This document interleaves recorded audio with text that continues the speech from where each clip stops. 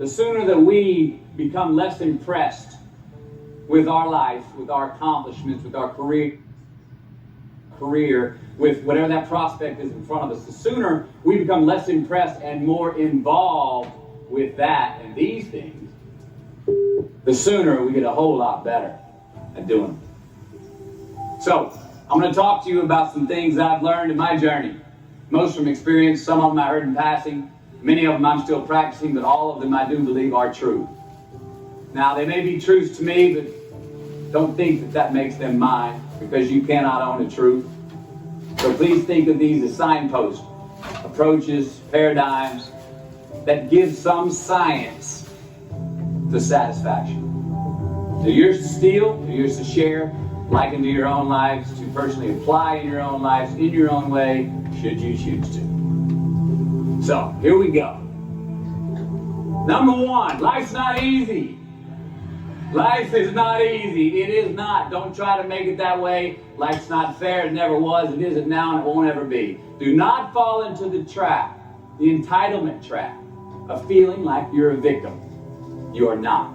Get over it and get on with it. And yes, most things are more rewarding when you break a sweat to get them. Number two, I love this one. Unbelievable is the stupidest word in the dictionary. Should never come out of our mouths. Think about it. To say, oh wow, what an unbelievable play. It was an unbelievable book, an unbelievable film, an unbelievable act of courage. Really? It may be spectacular, it may be phenomenal, most excellent or outstanding. But unbelievable? Give others and yourself more credit. It just happened. You witnessed it. You just did it. Believe it. What about the other side of unbelievable? You know, that side when we humans underperform or act out of our best character. For instance, man flies a suicide jet into the World Trade Center. Millions die from diseases every day that we have cures for. Bob the Builder swears that he's going to have your house built by Thanksgiving and you can't move in until Christmas the next year. Our best friends lied to us, and we lie to ourselves all the time. Unbelievable? I don't think so. Again, it just happens, and it happens every day. Nothing that we Homo sapien earthlings do is unbelievable. And if there's one thing you can depend on people being, it's people. So we shouldn't be surprised. We, us, are the trickiest mammals walking the planet. I'm not worried about the monkeys. I'm worried about you and me. So acknowledge the acts of greatness as real, and do not be naive about mankind's capacity for evil, nor be in denial of our own shortcomings. Happiness is an emotional response to an outcome. If I win, I will be happy. If I don't, I won't. It's an if-then, cause and effect, quid pro quo standard that we cannot sustain because we immediately raise it every time we attain it. You see, happiness demands a certain outcome. It is result reliant. And I say if happiness is what you're after, then you're going to be let down frequently and you're going to be unhappy much of your time. Joy, though. Joy is a different thing. It's something else. Joy is not a choice. It's not a response to some result. It's a constant. Joy is the feeling that we have from doing what we are fashioned to do, no matter the outcome. Now, personally, as an actor, I started enjoying my work and literally being more happy when I stopped trying to make the daily labor a means to a certain end. For example, I need this film to be a box office success. You know, I need my performance to be acknowledged. I need the respect of my peers. And all of those are reasonable aspirations, but the truth is, as soon as the work, the daily making of the movie, the doing of the deed became the reward in itself for me, I got more box office, more accolades and respect than I ever had before. See, joy is always in process. It's under construction. It is in constant approach, alive and well in the doing of what we're fashioned to do and enjoying it. Number 4, define success for yourself. Define success for yourself. Now check this out. I'm in south of New Orleans a few years ago, and I went to a voodoo shop. Let's go right now. And they had this wooden partition against the wall with these columns. And in these columns were all these vials of these magic potions, right? And the headings above each potion defining what they would give you were things like fertility, health, family, legal help, energy, forgiveness, money. Guess which column was empty? Money. Let's admit it. Money's king today. It's what makes the world go round. It is success. The more we have, the more successful we are, right? Now I would argue that our cultural values have even been financialized. Humility is not in vogue anymore. It's too passive. It's a get rich quick on the internet, richest 15 minutes of fame world that we live in, and we see it every day. But we all want to succeed, right? So the question that we got to ask ourselves is what success is to us, what success is to you. Is it more money? That's fine. I got nothing against money. Money's great. I know. Maybe it's a healthy family. Maybe it's a happy marriage. Maybe it's to help others, to be famous, to be spiritually sound, to leave the world a little bit better place than you found it. Continue to ask yourself that question. Now your answer may change over time, and that's fine. But do yourself this favor. Whatever your answer is, don't choose anything that will jeopardize your soul. Prioritize who you are, who you want to be, and don't spend time with anything that antagonizes your character. Don't drink the Kool-Aid, man. It tastes sweet, but you will get cavities tomorrow. All right? Life is not a popularity contest. Be brave, take the hill, but first answer that question, what's my hill? So, me, how do I define success? For me, myself. Well, for me, it's a measurement of 5 things. We got fatherhood. We got being a good husband. We got my health, mind, body, and spirit. We got career, and we got friendships. These are what's important to me in my life right now. So I try to measure these 5 things each day. I check in with them. I like to see whether or not I'm in the debit section or the credit section with each one. Am I in the red or am I in the black? You follow? For instance, sometimes say my career is rolling. All right, it's way up here in the black, but I see how my relationship with my wife maybe could use a little bit more of my attention. I got to pick up the slack on being a better husband. Get that one out of the red. Or say my spiritual health could use some maintenance. It's down here, but hey, man, my friendships and my social life, they're in high gear, right? I got to recalibrate. Checks and balances. I got to go to church. Remember to say thank you more often. Something. But I got to take the tally because I want to keep all 5 in healthy shape. And I know that if I don't take care of them, if I don't keep up maintenance on them, one of them is going to get weak, man. It's going to dip too deep into the debit section. It's going to go bankrupt. It's going to get sick. Die even. So first, we have to define success for ourselves. And then we have to put in the work to maintain it. Take that daily tally. Tend our garden. Keep the things that are important to us in good shape. I mean, let's admit it. We've all got 2 wolves in us. A good one and a bad one. And they both want to eat. Best I can tell, we just got to feed that good one a little more than the other one. There we go. Here we go. Number 5. Process of elimination is the first step to our identity. So good. AKA, where you are not is as important as where you are. All right, 1992, I got my first job as an actor. 3 lines, 3 days work in a film called Dazed and Confused. All right. All right, all right, all right. There we go. So this director of that film, Richard Linklater, he kept inviting me back to set each night, putting me in more scenes, which led to more lines, all of which I happily said yes to.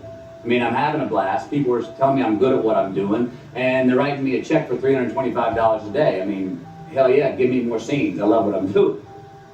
Well, by the end of the shoot, by the end of the film, those 3 lines had turned into over 3 weeks' work, and it was mine. It was Wooderson's 1970 Chevelle that we went to go get Aerosmith tickets in, man.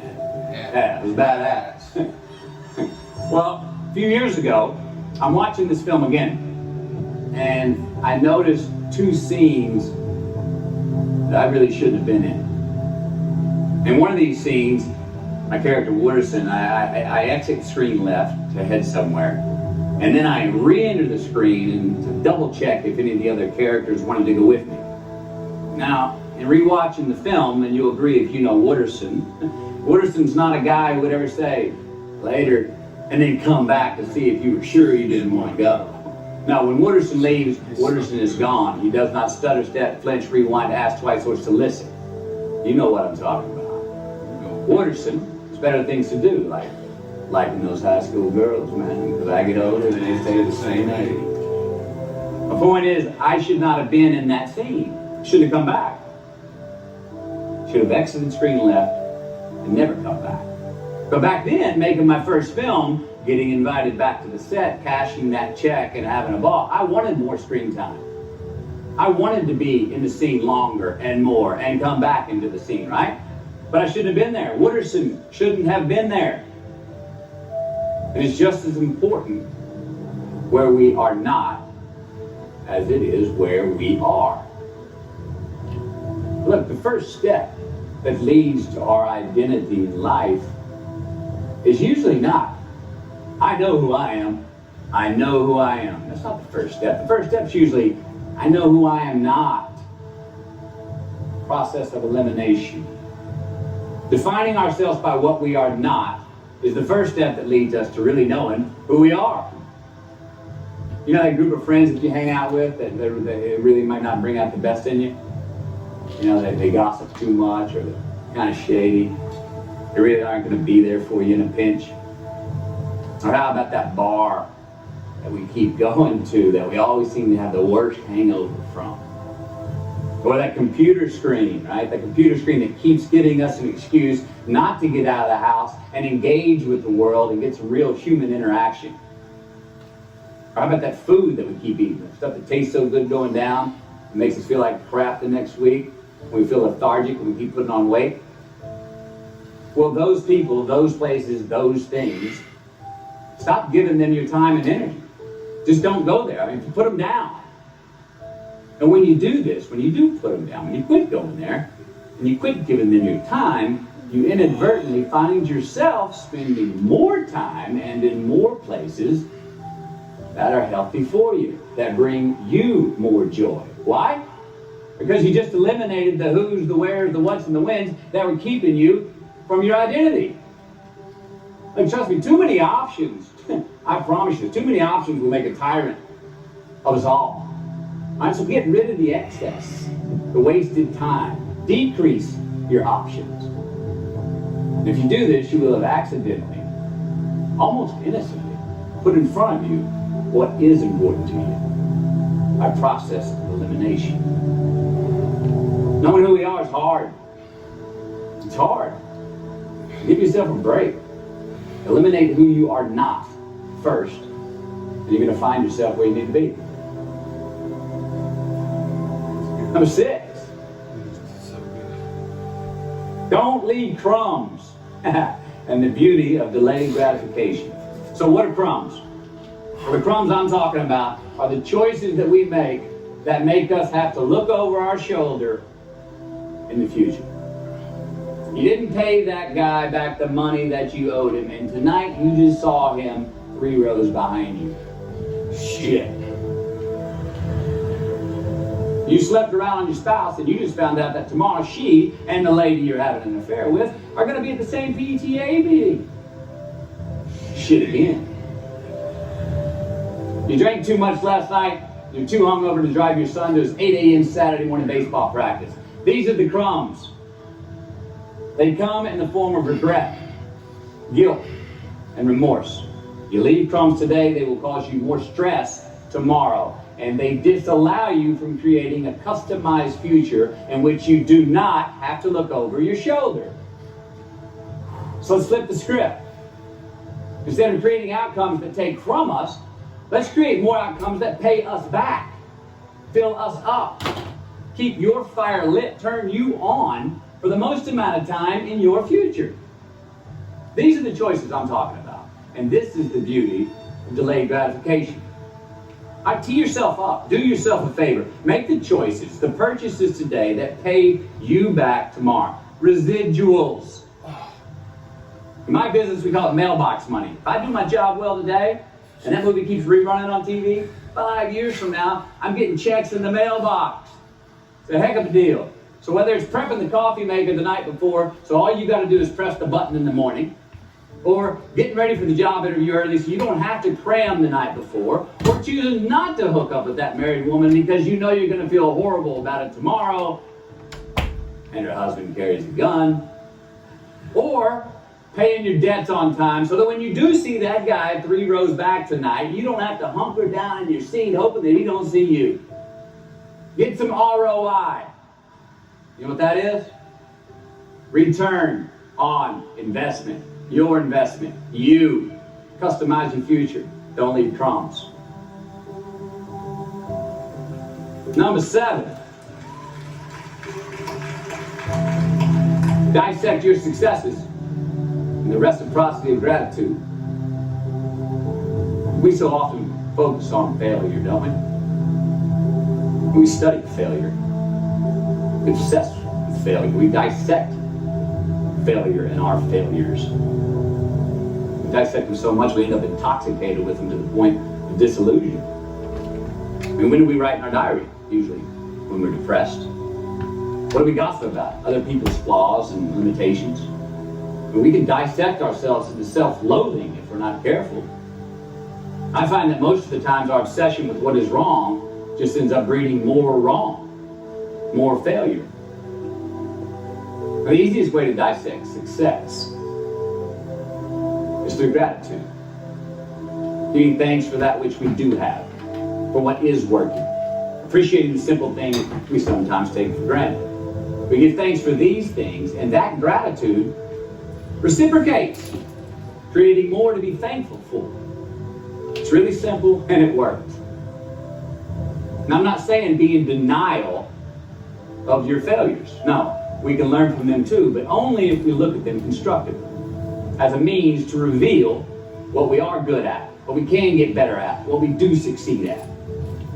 Now personally, I've read a whole lot of my bad reviews. I've had quite a few. Written by the more talented critics, they're the ones who give constructive bad reviews. They reveal to me what did translate in my work, what came across, what was seen, or what wasn't. Now, I don't obsess on the unfavorable aspect of their review, but I do seek what I can learn from it. Because their displeasure actually uncovers and makes more apparent what I do well, what I am successful at, and then I dissect that. Our life's a verb.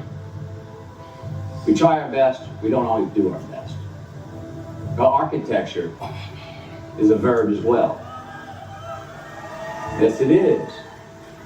And since we are the architects of our own lives, let's study the habits, the practices, the routines that we have that lead to and feed our success, our joy, our honest pain, our laughter, our earned tears. Let's dissect that and give thanks for those things. And when we do that, guess what happens? We get better at them. And we have more to dissect. Number 8, make voluntary obligations. All right, mom and dad, since we were young, they teach us things as children. Teachers, mentors, the government, and on laws, they all give us guidelines for which to navigate this life. Rules to abide by in the name of accountability. I'm not talking about those obligations. I'm talking about the ones that we make with ourselves, with our God, with our own consciousness. I'm talking about the you versus you obligations. We have to have them. Now again, these are not societal laws and expectations that we acknowledge and endow for anyone other than ourselves. These are faith-based obligations that we make on our own. These are not the lowered insurance rates for a good driving record. You will not be fined or put in jail if you do not gratify these obligations I speak of. No one else governs these but you. They are your secrets with yourself, your own private counsel, personal protocols. And while nobody throws you a party when you abide by them, no one's going to arrest you when you break them either, except yourself. Or some cops who got a disturbing the peace call at 2:30 in the morning because you were playing bongos in your birthday suit. That was me. An honest man's pillow is his peace of mind. And when you lay down on that pillow at night, no matter who's in your bed, we all sleep alone. These are your personal Jiminy Crickets. And there are not enough cops in the entire world to police them. It's on you. It's on you. Number 9. From can to want. All right, check this out. 1995, I got my first big paycheck as an actor. I think it was 150 grand. The film I was on was Boys on the Side, and we were shooting in Tucson, Arizona. And I had this sweet little adobe guest house on the edge of the Saguaro National Park. The house came with a maid. My first maid. It was awesome. So, I got a friend over one Friday night, and we're having a good time, and I'm telling her about how happy I am with my setup. The house, the maid, especially the maid. And I'm telling her, look, this lady, she cleans the place up after I go to work, she washes my clothes, the dishes, puts fresh water by my bed, leaves me cooked meals sometimes. She even presses my jeans. And my friend, she smiles at me, happy that I'm excited over this. And she says, well, that's great, Matthew, if you like your jeans pressed. And I kind of looked up at her, my jaw caught hanging open. I stuttered a moment, had that dumbass look that you get when you just been told the truth and you didn't think about it, and it hit me. I hate that line, going down in front of my jeans. I hate that line. And it was then, for the first time, that I noticed it. I had never thought about not liking that starch line down the front of my jeans because I'd never had a maid to iron my jeans before. And since she did, now for the first time in my life, I just liked it because I could get it. I never thought about if I really wanted it. Well, I didn't want it there, that line. And that night I learned something. Just because you can, nah, come on. It's not a good enough reason to do something. Even when it means having more. Be discerning. Choose it because you want it. Do it because you want to. Never had my jeans pressed again. I hate that line. Number 10. A roof is a man-made thing. This may cut a little close to the bone since the geography, but I think we all were there and we'll all remember where we were. But in January the 3rd, 1993, it was the NFL playoffs, and your Houston Oilers were playing the Buffalo Bills. The Oilers were up 28-3 at halftime, 35-3 early in the third. Frank Reich and the Bills come back to win 41-38 in overtime for one of the greatest comebacks in NFL history. Yeah, the Bills won, but they didn't really beat the Oilers. The Oilers lost that game. They beat themselves. Y'all remember that? Why? Why'd they beat themselves? Or how? Was it because at halftime they put a ceiling, a roof, a limit on their belief in themselves, aka the prevent defense? Or maybe they started thinking about the next opponent in the playoffs at halftime. I mean, they were up. Then they came out, played on their heels, lost the mental edge the entire second half, and voila, they lost. In a mere 2 quarters, defensive coordinator Jim Eddy went from being called the defensive coordinator of the year and the man first in line to be a head coach next year to a man without a job in the NFL. You ever choked? Nobody has ever choked? I have. You know what I'm talking about, fumbling at the goal line, stuck your foot in your mouth once you got to the microphone, had a brain freeze on the exam that you were totally prepared for. Forgot the punchline to a joke in front of 4,000 graduating students at the University of Houston commencement. Or maybe you've had that feeling of, oh my God, life just cannot get any better than this moment. And ask yourself, do I deserve this? Now what happens when we get that feeling? We tense up. We have this sort of outer body experience where we are literally seeing ourselves in the third person. And we realize that the moment just got bigger than us. You ever felt that way? I have. And it's because we have created a fictitious ceiling, a roof, to our expectations of ourselves. A limit where we think it's all too good to be true. But it's not. And it's not our right to say or believe it is. We shouldn't create these restrictions on ourselves. A blue ribbon, a statue, a score, a great idea, the love of our life, a euphoric bliss. Who are we to think that we don't deserve or haven't earned these gifts when we get them? It's not our right. It's not all right. But if we stay in process, right, within ourselves, in the joy of the doing, we will never choke at the finish line. Why? Because we aren't thinking of the finish line. Because we're not looking at the clock. We're not watching ourselves on the Jumbotron performing the very act that we're in the middle of. No, we're in process. The approach is the destination, and we are never finished. Bo Jackson, what did he do? He used to run over the goal line, through the end zone, and up the tunnel. The greatest snipers and marksmen in the world, they don't aim at the target. They aim on the other side of the target. We do our best when our destinations are beyond the measurement, when our reach continually exceeds our grasp, and when we have immortal finish lines. And when we do this, the race is never over. The journey has no port. The adventure never ends because we are always on the way. So do this, and let somebody else come up and tap you on the shoulder and say, hey, you scored. Let them run up and tap you on the shoulder and say, man, you won. Let them come tell you, you can go home now. Let them say, I love you too.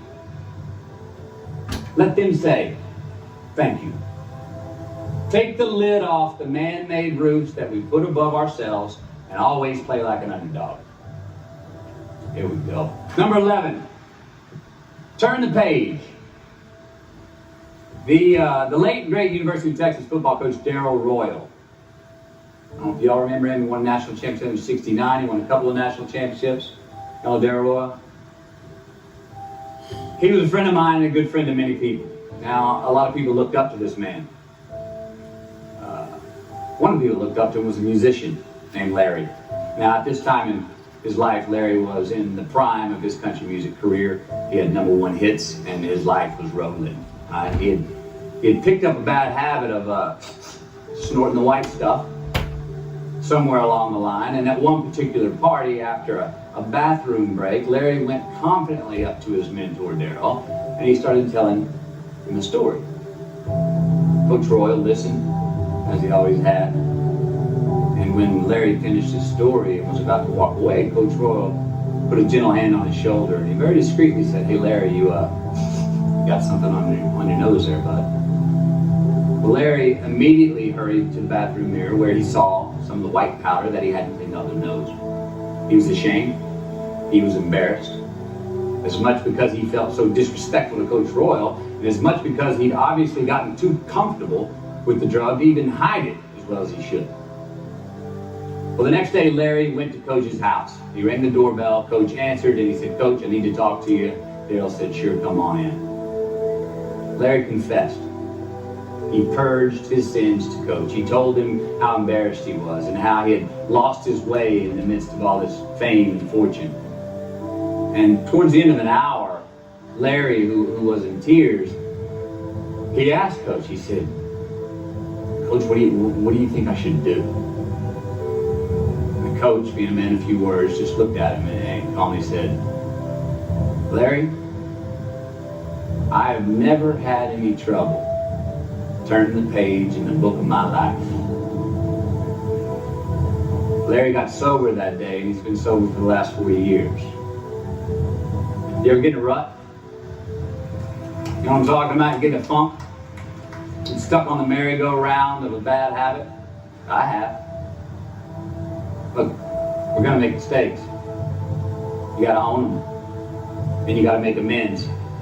And then you gotta move on. Guilt and regret kills many a man before their time. So turn the page, get off the ride. You are the author of the book of your life. Turn that page. Number 12. Running a small business? Create your invoices at skynova.com. Easy, but professional. Give your obstacles credit. You know those no fear t-shirts that were out? I don't know. People used to wear them 10 years ago. No fear. Anybody remember those, or was it just me? I saw them everywhere. All right. I don't get them, and I never did.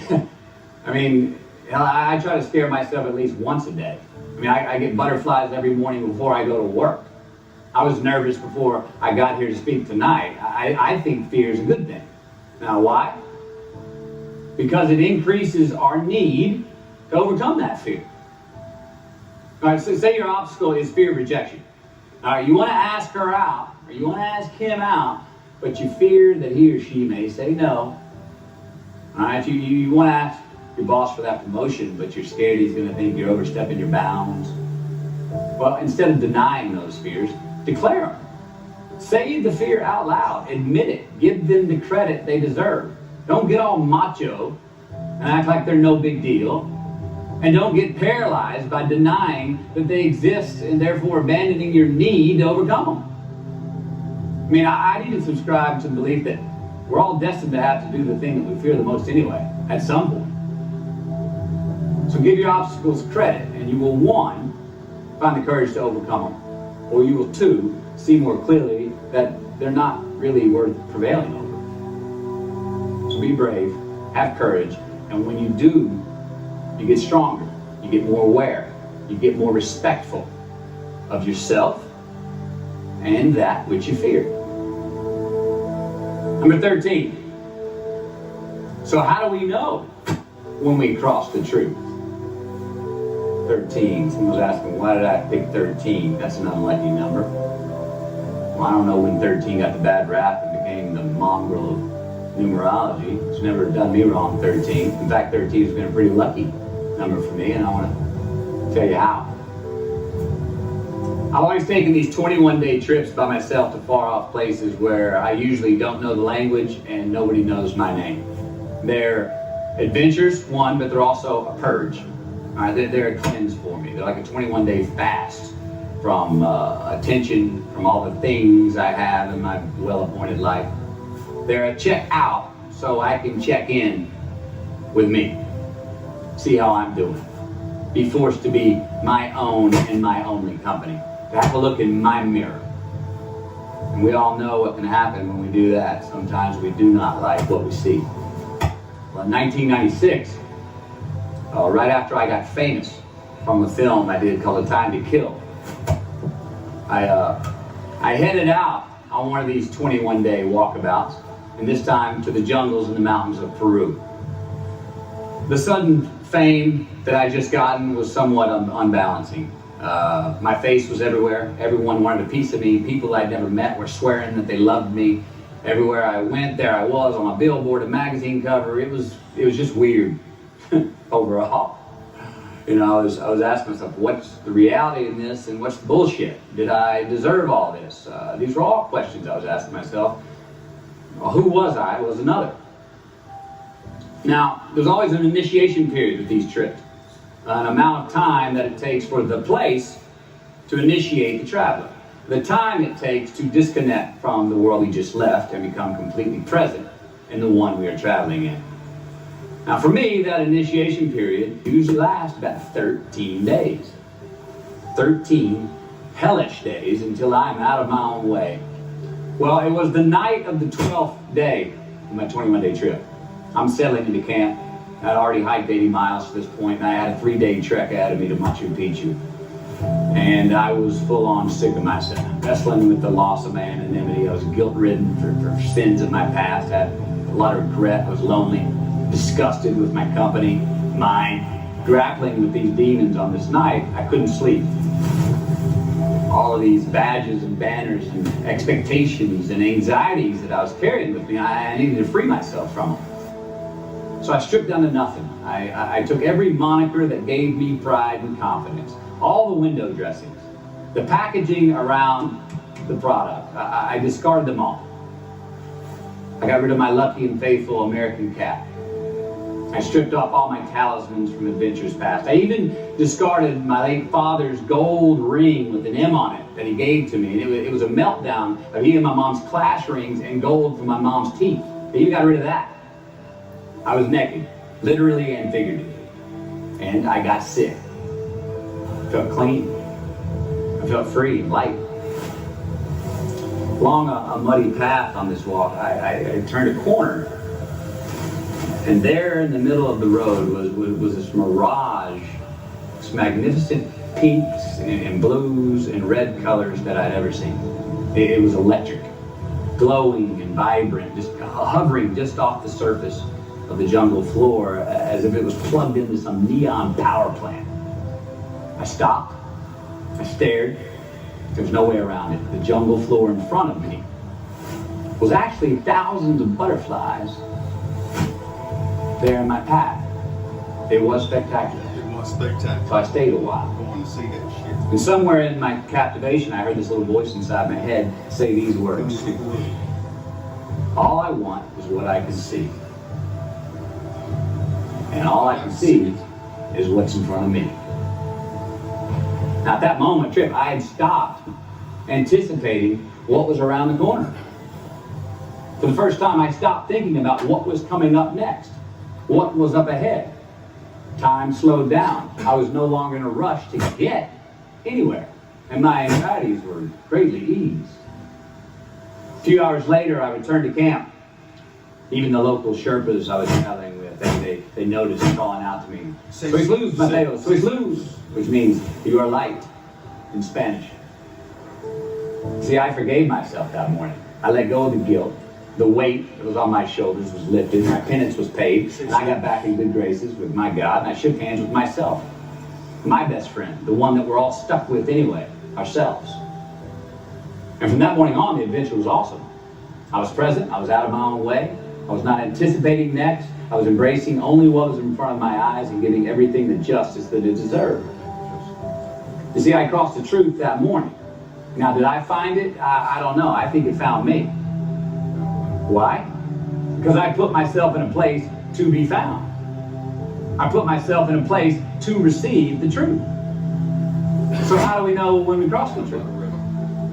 Well, I think the truth's all around us all the time. I mean, I think the answer, is always right there. I think it's all around us. We just don't always see it. We don't always grasp it, hear it, access it.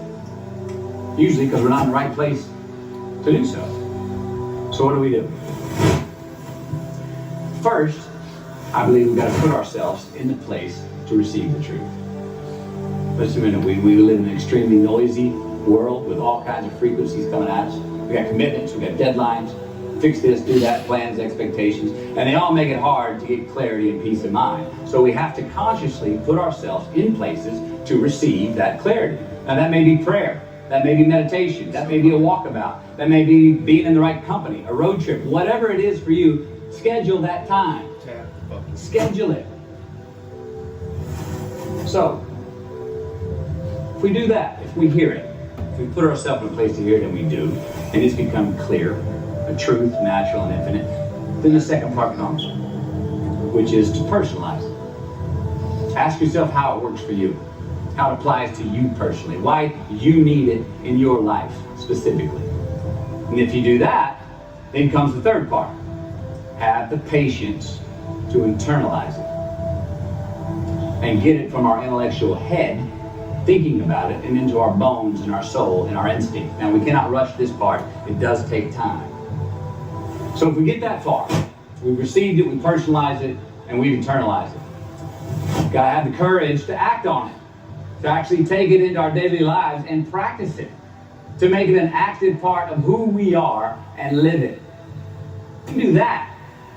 And if we do that, then we have what I believe is heaven right here on earth. And that's the place where what we want is also just what we need. I mean, that's the ticket, isn't it? Think about it. I know that's where I want to live. While we're here. And they're going to run across the Jumbotron. Let's make it a place where we break a sweat. Where we believe. Where we enjoy the process of succeeding. In the places and ways that we are fashioned to. Where we don't have to look over our shoulder. Because we're too busy doing what we're good at. Voluntarily keeping our own counsel because we want to. Traveling towards immortal finish lines. We write our own book, overcoming our fears. We make friends with ourselves.